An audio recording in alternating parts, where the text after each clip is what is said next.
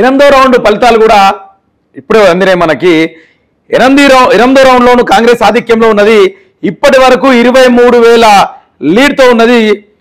అంటే ఇప్పటికీ కాంగ్రెస్ పార్టీకి ఉన్న మెజారిటీ వచ్చేసి ఆధిక్యం వచ్చేసి 23,000 ఓట్లతోటి నవీన్ యాదవ్ ఆధిక్యంలో ఉన్న మనం చెప్పుకోవాలా. అదేవిధంగా ఇప్పుడు 9వ రౌండ్ కూడా కొనసాగుతున్నది. దాని గురించి కూడా మీకు అప్డేట్ చేసే ప్రయత్నం చేస్తా. అయితే ఇక్కడ కాంగ్రెస్ పార్టీ వ్యూహమే కావచ్చు, రేవంత్ రెడ్డి గారి స్కెచ్చే కావచ్చు ఇక్కడ ఫలించిందనే చెప్పాలా.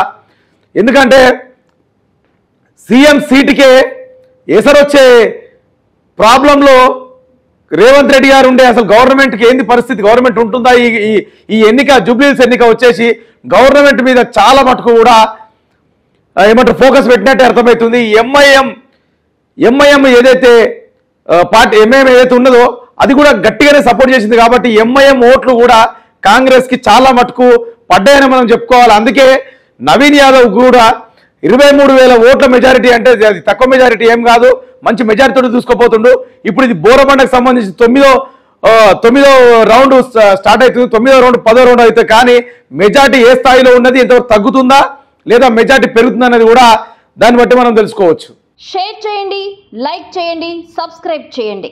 మరిన్ని వీడియోల కోసం బెల్ సింబల్ పై క్లిక్ చేయండి.